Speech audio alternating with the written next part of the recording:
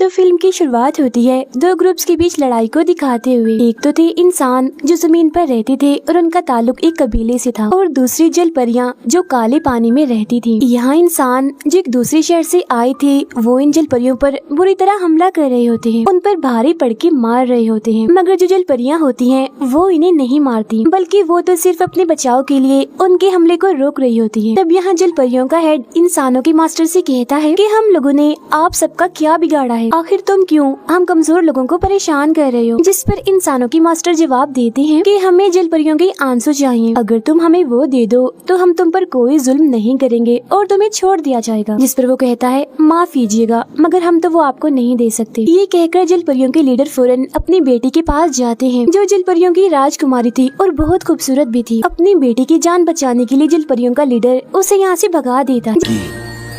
इसके बाद इंसान वहाँ के सभी लोगों यहाँ तक कि जल परियों के लीडर को भी मार देते हैं और सभी जल परियों को कैद करके अपने साथ अपने शहर ले आते हैं। अगले सीन में हम इंसानों के मास्टर के बेटे जियांग को देखते हैं, जिसके पास उसका दोस्त आता है और बताता है कि तुम्हारे डैड काले पानी गए थे और वहाँ से बहुत सारी जल परियों को कैद करके लाए हैं। इसके बाद हमें वही जल परियां दिखाई जाती हैं जिन पर सिपाही बहुत जुल्म कर रहे होते हैं, बड़ी बेरहमी से उन्हें मार रहे होते हैं ताकि वो रो पड़े तो उनके आंसू ये हासिल कर सके। सिपाही ये सब एक लड़की लो चैंग के कहने पर कर रहे थे क्योंकि वो मास्टर की सबसे करीबी थी और उसका ही कहा माना जाता है वो जियांग के दोस्त की बहन भी। जिसके बाद वो खुद भी उठती है और जोर जोर से जल परियों को मारने लगती है और वो जल परियां रोती हैं तो उनकी आंखों से आंसू निकलने लगते हैं। आंखों से बाहर आते ही वो कीमती और चमकदार मोतियों में बदल जाते हैं। अब इस तरह से करके वो बहुत सारे आंसू इकट्ठे कर लेते हैं। इसके बाद हम मास्टर और लो चैंग को आपस में बात करते हुए देखते हैं। तभी यहाँ जियांग भी आता है जो अपने डैड इन्हीं मास्टर पर बहुत गुस्सा होता है और कहता है कि डैड आपने मुझसे वादा किया था कि आप कभी भी जल परियों को नुकसान नहीं पहुंचाएंगे, मगर आपने क्या किया, अपना वादा तोड़ दिया। जल परियों को उठा कर ले आए और उन पर जुल्म भी कर रहे हैं, बहुत बुरे हैं। उसकी बातें सुनकर तभी अचानक मास्टर खांसने लगते हैं। देखने से ऐसा लग रहा था कि उनकी तबीयत काफी खराब है, इसीलिए लो चैंग उन्हें कुछ गोलियां खिलाती है। तभी जियांग उसे अलग साइड पर ले जाकर पूछता है कि मेरे डैड की तबीयत ठीक नहीं लग रही, क्या हुआ इन्हें। वो कहती है हाँ सच में आपके डैड बहुत बीमार, उनका इलाज हो रहा है जो सिर्फ जल परियों की आंसू से ही किया जा सकता है, इसीलिए हम काले पानी गए और जल परियों को ले आए। जिस पर जियांग कहता है तुम लोगों को जो भी चाहिए था इन्हें जल परियों के आंसू वो तुम्हें मिल गए हैं ना, इसीलिए प्लीज मेहरबानी करो और उन जल परियों को छोड़ दो। वो कहती है आप छोटे हैं अभी इसीलिए समझ नहीं पा रहे और ना ही आप जल परियों के बारे में जानते हैं कि वो कितनी खतरनाक हैं। अगर हमने उन्हें छोड़ दिया तो वो बाद में जरूर आए हम सबसे बदला लेने के लिए और ना जाने कितने मासूम लोगों को मार डालेंगे, इसीलिए आई एम सॉरी हम उन्हें नहीं छोड़ सकते। फिर इन बातों के बाद जियांग के डैड उसे वहाँ से जाने का कह देते हैं कि आप जाएं, हमने लो चैंग से कोई बात करनी है। तो वो यहाँ से चला जाता है। फिर उसके डैड लो चैंग से कहते हैं कि अभी जियांग छोटा है इसीलिए नादान है, कुछ भी नहीं समझ रहा वो, मगर दिल का वो बहुत अच्छा है और क्योंकि उसे एक दिन मास्टर बनना ही है इसीलिए मैं चाहता हूँ कि जैसे तुमने मेरा साथ दिया, मेरी सेवा की है, तुम वैसे ही जियांग का भी साथ दो, उसकी भी सेवा करो। और हाँ मैं भी सुबह की मीटिंग में ये ऐलान कर दूंगा कि मेरे बाद मेरा बेटा मास्टर होगा और वो ही मेरी जगह पर बैठेगा और तुम भी जाकर सो जाओ, आराम कर लो, थक गई होगी। तब लो चैंग कहती है ठीक है मास्टर, जैसे आपने कहा वैसा होगा, आपका हुक्म हमेशा माना जाएगा, मैं कभी आपको मायूस नहीं करूंगी। ये कहकर वो यहाँ से जाने लगती है, मगर उसका चेहरा देखकर हमें ये समझ आ जाती है कि वो जियांग के डैड के इस फैसले से खुश नहीं है कि जियांग मास्टर बने।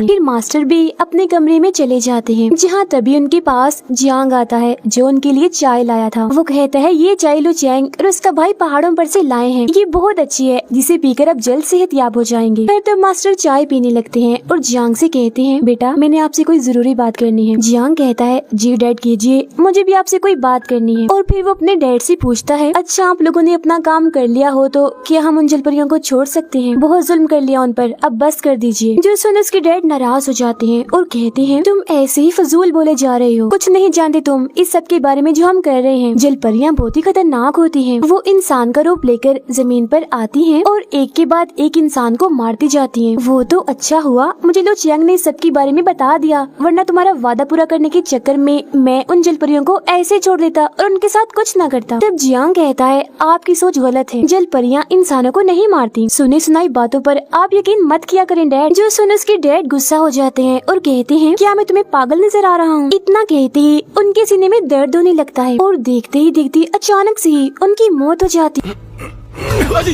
उनके मरते ही लू चेंग बहुत सारे सिपाहियों को लेकर उस कमरे में आ जाती है और जियांग पर इल्जाम लगाते हुए कहती है, ये तुमने क्या किया, अपने ही बाप को मार दिया। फौरन बाद सिपाहियों से कहकर उसे कैद करवा देती है। जहाँ तभी उसे उसका दोस्त मिलने आता है। तब जियांग उसे बताता है कि ये मैंने नहीं किया, मैंने अपने डैड को नहीं मारा। उसका दोस्त कहता है, जानता हूँ मैं, मुझे तुम पर यकीन है जियांग, और एक खबर मैं तुम्हें देने आया हूँ। तुम्हारे डैड की मौत के बाद मेरी बहन यानी लो चेंग मास्टर बन गई है। जो सुन जियांग काफी हैरान हो जाता है और कहता है कि मुझे लगता है कि मास्टर बनने के लालच में लो चेंग ने ही मेरे डैड को मारा है जहर देकर, ताकि उसका रास्ता साफ हो जाए, क्योंकि उस वक्त वो बिल्कुल ठीक थी। इसीलिए प्लीज तुम कैसे भी करके मुझे यहाँ से निकालो, ताकि मैं लो चेंग के खिलाफ कोई सबूत ढूंढ सकूं। जो सुन कुछ ही वक्त के बाद उसका दोस्त जियांग को वहाँ से निकाल देता है, जिसके बाद फौरन वो लो चेंग के कमरे में जाता है और पूरे कमरे की तलाशी लेने लगता है। जहाँ तभी उसे एक बर्तन में जहर मिल भी जाता है, मगर तभी इधर लो चेंग और उसके बहुत सारे सिपाही आ जाते हैं। जियांग उन्हें वो जहर दिखाते हुए कहता है, ये वही जहर है जो मेरे डैड को दिया गया था और ये काम लो चेंग का है। मगर कोई भी सिपाही उसकी बात का यकीन नहीं करता, इसीलिए जियांग को वहाँ से भागना पड़ता है, जहाँ वो उस जहर को महल में ही छुपा देता है। इसके बाद हम अगली सुबह का सीन देखते हैं, जहाँ भागकर जियांग एक नदी के पास आ गया होता है और उसके पीछे बहुत सारे सिपाही भी लगे हुए थे। फिर फौरन ही सिपाही उसे पकड़ लेते हैं और इनमें काफी लड़ाई होने लगती है। लेकिन क्योंकि सिपाही काफी ज्यादा थे और जियांग अकेला था, इसीलिए वो उनके सामने कमजोर पड़ जाता है। इसीलिए वो जैसे ही उसे मारने वाले होते हैं तो तभी पानी में से जलपरियों के सरदार की बेटी, जिसे उन्होंने भगा दिया था, वो निकल कर आती है, यानी सभी जलपरियों की राजकुमारी, जो इस वक्त अपने फुल जलपरी वाले रूप में होती है, जिसे देखकर सिपाहियों की आंखें खुली की खुली रह जाती है और वो खुश होते हुए कहते हैं, वाह भाई वाह, आज का दिन तो बड़ा ही अच्छा है, हम इन दोनों को पकड़कर लो चेंग के हवाले कर देंगे, जिससे वो बहुत खुश हो जाएगी। ये सोचकर वो उस जलपरी पर हमला करने के लिए आगे बढ़ते हैं। तब पहले तो वो उन्हें रोकती है और बाद में अपनी ताकत से बर्फ के बहुत सारे नुकीले टुकड़े बनाकर उन पर हमला कर देती है,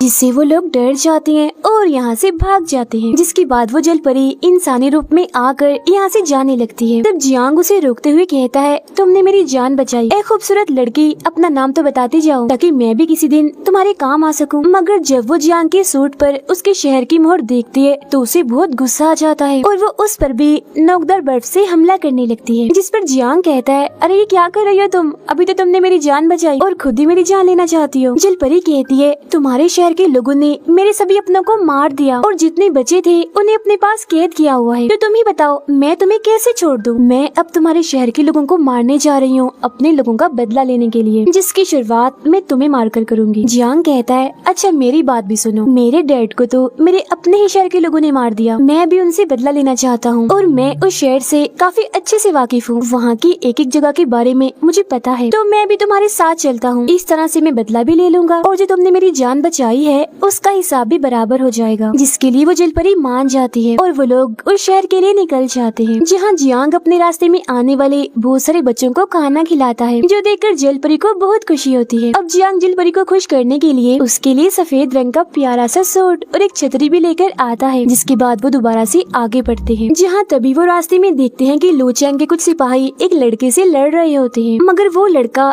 इतने सारे सिपाहियों के सामने कमजोर पड़ जाता है। इसीलिए जैसे ही वो उसे मारने वाले होते हैं तो तभी जलपरी उसके चारों तरफ एक हिफाजती कवर लगा देती है, जिससे सिपाही उसे कुछ भी नहीं कर पाते। और अब जियांग और जलपरी मिलकर उन सभी सिपाहियों से लड़ते हैं और एक एक करके उन्हें मार देते हैं। फिर वो उस लड़के से पूछते हैं, ये लोग तुम्हें क्यों मार रहे थे? तो वो बताता है, मैं एक कबीले का सरदार हूँ, हमारे कबीले के लोग जहर बनाने में काफी माहिर हैं। एक दिन हमारे ऊपर मुसीबत आई, जिसके लिए उस शहर से हमने मदद मांगी और बदले में उन्हें सबसे तेज जहर बना कर दिया, और जिस बर्तन में वो जहर दिया वो बहुत ही खास था। अगर इस बारे में मास्टर को पता चला तो वो बहुत नाराज होंगे, इसीलिए मैं उस शहर में वो जहर और बर्तन लेने गया, लेकिन वहाँ के मास्टर लो चेंग ने हमें वो नहीं दिया और अपनी टीम में शामिल होने का कहा, पर मैंने इसके लिए साफ साफ मना कर दिया, इसीलिए उसके सिपाही मुझे मारने आए थे। तब जियांग उसे उस बर्तन के बारे में बताता है कि मैं जानता हूँ वो तुम्हें कहाँ मिलेगा, क्योंकि ये दरअसल वही बर्तन होता है जिसमें लो चेंग ने जहर मंगवा कर जियांग के डैड को दिया था। जियांग उससे कहता है, मगर तुम्हें वो हासिल करने के लिए उस उस शहर में जाना होगा, हम भी वहीं जा रहे हैं। जिसके बाद वो तीनों उस शहर के लिए निकलते हैं, जहाँ तभी रास्ते में जल परी बेहोश होकर गिर जाती है। चेक करने पर जियांग को पता चलता है कि जल परी की गर्दन पर एक जख्म है जिस पर जहर लगा हुआ है, इसीलिए वो उसे उठाकर पास ही बने एक होटल में लेकर जाते हैं, जिसकी मालिक एक लड़की थी जो बेहद ही खूबसूरत थी। होटल के कमरे में जाकर वो कबीले का सरदार जल परी के जख्म को देखता है और जियांग को बताता है कि इसे एक फूल की मदद से ठीक किया जा सकता है, जो फूल पहाड़ों पर से मिलेगा। तब जियांग पहाड़ों पर जाकर उन फूलों को लेकर आता है, जिसकी दवाई बनाकर जब जल परी को दी जाती है तो वो बिल्कुल ठीक हो जाती है। यहाँ वो लोग उसी शहर और बाकी चीजों के बारे में बातें कर रहे होते हैं। तब उनकी सारी बातें होटल की मालिक सुन लेती है। कुछ वक्त के बाद हम देखते हैं कि होटल की मालिक उस लड़की को एक आदमी परेशान करने लगता है। तब उसे बचाने के लिए कबीले का सरदार अपनी बांसुरी बजाकर बहुत सारे सांपों को वहाँ बुला लेता है। वो सांप उस आदमी को बार बार डंक मारते हैं, जिसके बाद वो यहाँ से भाग जाता है। मगर इन सब के बीच होटल की मालिक के पैर में चोट लग गई होती है, इसीलिए कबीले का सरदार उसे ऊपर उसके कमरे तक छोड़ कर आता है। तब होटल की मालिक उसे रोकते हुए कहती है, तुम मुझे पहले ही नजर में पसंद आ गए थे, तो क्या तुम मुझसे शादी करोगे? जिस पर उसकी बात का जवाब ना देते हुए वहाँ रखी एक गिटार की तारीफ करने लगता है, जिस पर वो कहती है, मैंने तुमसे कुछ पूछा है, बोलो करोगे शादी? और हाँ, मैं कौन सा तुम्हें अभी शादी करने का कह रही हूँ, मैं यहाँ की सारी चीजें बेच देती हूँ, यहाँ तक कि अपना होटल भी, फिर बाद में हम शादी कर लेंगे और देखना एक साथ हम बहुत खुश रहेंगे। तो वो उसे समझाते हुए कहता है, देखो मैं ऐसा नहीं कर सकता, मेरी जिंदगी बिल्कुल अलग है, नॉर्मल इंसानों की तरह मैं नहीं रह सकता। ये कहकर वो यहाँ से चला जाता है, जिस वजह से होटल की मालिक को गुस्सा आ जाता है। इसीलिए वो एक परिंदे की मदद से लो चैंग को उन लोगों के बारे में बता देती है। जब लो चैंग को परिंदे के जरिए उसका मैसेज मिलता है तो वो अपने सिपाहियों को वहाँ जाने का कहती है, और ये भी कि होटल समेत उन तीनों को जला दो, और हाँ साथ ही में होटल की मालिक को। जब चुपके उसके सिपाही होटल में आ जाते हैं और जल परी को मारने की कोशिश करते हैं,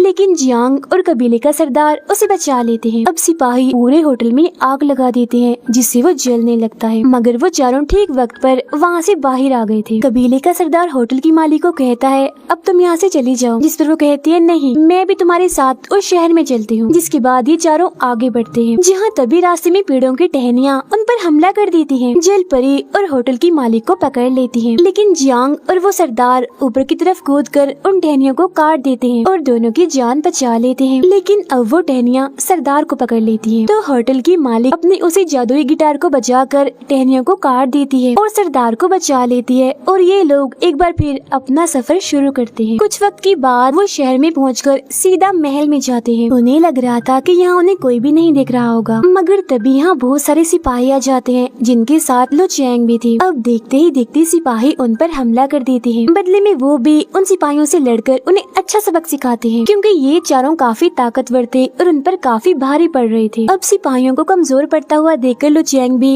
लड़ने के लिए आ जाती है, अपनी पूरी ताकत का इस्तेमाल करके। वो सीधा आकर उस जल परी पर हमला करती है, मगर वो अपने हिफाजती शील्ड बनाकर उसके हमले को रोक देती है। लेकिन क्योंकि लो चैंग काफी ताकतवर थी, इसीलिए जल परी उसके हमले को ज्यादा देर तक नहीं रोक पाती और उसकी शील्ड टूट जाती है और वो काफी दूर जाके गिरने लगती है। मगर गिरने से पहले ही जियांग उसे पकड़ लेता है। अब लो चैंग देखती है कि होटल की मालिक मेरे सिपाहियों को अपने गिटार से हमला करके मार रही है, तो वो उस पर हमला करके पहले उसकी गिटार तोड़ती है और बाद में उसे भी मारकर थोड़ा बहुत जख्मी कर देती है। इसके बाद वो जैसे ही दोबारा से उस पर हमला करने लगती है तो सामने वो सरदार आ जाता है, तब हमला उसको लग जाता है और वो काफी जख्मी हो जाता है। अब लो चैंग जियांग से कहती है, तुम गद्दार हो, पहले अपने डैड को मारा और अभी शहर पर हमला करने के लिए आ गई हो। जिस पर जियांग उसे कहता है, तुम बहुत झूठी और लालची हो और गद्दार मैं नहीं तुम हो। तुमने सिर्फ मास्टर बनने के लिए अपने ही मास्टर यानी मेरे डैड को मार डाला, जिसने सारी जिंदगी तुम्हें पाला और तुम्हारा ख्याल रखा, और अब इल्जाम तुम मुझ पर लगा रही हो। अब लो चैंग एक चाल चलती है, वो कहती है, वैसे जियांग तुमने एक काम तो अच्छा किया, तुम जल परियों की राजकुमारी को खुद यहाँ हमारे पास ले आई। इसके बाद वो जल परी को भड़काने लगती है कि तुम्हारे डैड को किसी और ने नहीं बल्कि जियांग के डैड ने मारा था और तुम्हारे सारे लोगों को भी उन्होंने ही मरवाया था। इसके बाद वहाँ बहुत सारा धुआं आ जाता है, तभी यहाँ जियांग का दोस्त आकर इन चारों को यहाँ से ले जाता है। वो अब नीचे जेल के पास जाने लगते हैं, जहाँ रास्ते में वो जल परी गुस्से में और रोती हुई जियांग से पूछती है कि क्या वो सब सच था जो लो चैंग ने बताया। वो कहता है हाँ सच है, मगर मेरे डैड ने वो खुद नहीं किया, बल्कि लो चैंग के कहने पर किया था। उसने तुम लोगों के बारे में उल्टा सीधा मेरे डैड को भड़काकर ऐसा करवाया। जल परी कहती है मगर मेरा क्या कसूर था? तुम्हारे डैड के भड़कने की वजह से मेरी जिंदगी अजाब बन गई। मेरे डैड मुझसे छिन गए और आधे मेरे लोग मारे गए, मगर इसी दौरान उसे जेल में से अपनी बहनों की आवाजें आने लगती हैं। इसीलिए ये वहाँ जाकर उन सबको छुड़वा लेती है। इसके बाद जब वो लोग यहाँ से भाग रहे थे तो तभी उनके रास्ते में लो चैंग आ जाती है, जिस पर जियांग का दोस्त इन्हें लो चैंग का भाई उसे कहता है बहना तुम्हें जो चाहिए था वो तुम्हें मिल गया। तुम मास्टर बनना चाहती थी ना, तो तुम बन गई हो। तब तुम्हें क्या चाहिए? छोड़ दो इन्हें और जाने दो प्लीज। मगर वो अपने ही भाई पर अपनी ताकत से हमला करके उठाकर उसे काफी दूर फेंक देती है, जिससे वो बेहोश हो जाता है। इसके फौरन ही बाद लो चैंग के सिपाही उन पर हमला करने लगते हैं, मगर जल परी एक बार फिर अपनी ताकत से बर्फ के नुकीले टुकड़े बनाकर उनकी तरफ करती है और हमला करने से रोक देती है। मगर तभी यहाँ लो चैंग भी अपनी ताकत का इस्तेमाल करके जल परी की रुकावट को तोड़ देती है, जिसके बाद उन चारों और सिपाहियों के बीच एक काफी बड़ी लड़ाई छिड़ जाती है। अब लो चैंग जल परी पर हमला करती है, मगर बीच में आकर जियांग उसे बचाने की कोशिश करता है, जिसके बाद वो दोनों मिलकर लो चैंग से लड़ने लगते हैं, मगर वो काफी ताकतवर थी, इसीलिए वो उसके सामने नहीं टिक पाते। तो लो चैंग उन पर हमला करके दूर फेंक देती है। और अब जैसे ही वो जल परी में अपनी तलवार घुसाने लगती है तो बीच में जियांग आ जाता है और वो तलवार उसके आर पार हो जाती है। ये देख जल परी को बहुत गुस्सा आ जाता है और वो जोर से चिल्लाती है, जिससे लो चैंग और उसके साथी काफी दूर जाके गिरते हैं। अब जियांग जल परी से कहता है तुमने मेरी जान बचाई थी, लो देखो आज मैंने तुम्हारी जान बचा ली, तो मतलब आज हिसाब बराबर। मगर उसे जख्मी देकर जल परी रोने लगती है और उसकी आंखों से आंसू निकल आता है, जिसके बाद उसका जिस्म गायब हो जाता है और उसकी सारी ताकत उस आंसू में चली जाती है। और अब जैसे ही वो आंसू जियांग के अंदर जाता है तो वो बिल्कुल ठीक हो जाता है, जिसके बाद हम देखते हैं कि वो जल परी अब सिर्फ एक छोटी सी मछली बन गई है। तब लो चैंग पीछे से आकर जियांग पर हमला करती है, मगर बिल्कुल जल परी के शील्ड जैसा एक हिफाजती घेरा उसके चारों तरफ बन जाता है, जिससे जियांग को कुछ नहीं होता। और अब जैसे वो ये देखता है कि लो चैंग ने मुझ पर हमला किया हुआ है तो वो उल्टा उसी पर ही हमला करके काफी दूर फेंक देता है। फिर वो उससे पूछता है कि आखिर ये सब तुमने क्यों किया? वो कहती है मैंने इस शहर के लिए बहुत मेहनत की, मगर मास्टर गद्दी पर तुम्हें बिठाना चाहते थे, जिससे मुझे बहुत जलन हुई। ये जानकर जियांग को बहुत गुस्सा आता है और वो उस पर एक ताकतवर हमला करके उसे जान से मार डालता है और बाद में वो अभी शहर का मास्टर बन जाता है। इसके बाद हम सरदार और होटल के उसी मालिक को देखते हैं, जहां अब दोनों ही एक दूसरे को पसंद करने लगते हैं और जल्द ही शादी भी कर लेते हैं। उधर सारी जल परियां अपनी उस राजकुमारी यानी उस जल परी को मछली वाले रूप में ही लेकर काले पानी चली जाती हैं, जो उनका घर था। फिर जियांग का दोस्त उसके पास आता है और बताता है कि जब मैं मास्टर को चाय देने के लिए तुम्हारे पास आ रहा था तो तब रास्ते में लो चैंग ने चाय में कुछ मिला दिया था, मगर तब मैंने उस पर ध्यान नहीं दिया। लेकिन अब मेरी समझ में आ रहा है कि दरअसल वो जहर था, इसीलिए मुझे इस बात का अफसोस है कि मेरी लापरवाही की वजह से मास्टर की जान गई। इसीलिए तुम चाहो तो मुझे कोई भी सजा दे सकते हो। मगर क्योंकि वो दिल का काफी अच्छा था, इसीलिए जियांग उसे माफ कर देता है। इसके बाद हमें काफी सालों के बाद का वक्त दिखाया जाता है, जहाँ होटल की मालिक और वो सरदार जियांग से मिलने आते हैं, जहाँ वो दोनों बहुत खुश थे और उनके दो प्यारे प्यारे से बच्चे भी होते हैं। फिर इधर ही हम उस जलपरी को भी देखते हैं जो काले पानी जाकर ठीक हो गई थी, मतलब वापस असली रूप में आ गई थी। वो भी अब जियांग से मिलने आती है। दोनों एक दूसरे को देखकर बहुत खुश हो जाते हैं और इसी के साथ ये फिल्म यहीं पर खत्म हो जाती है।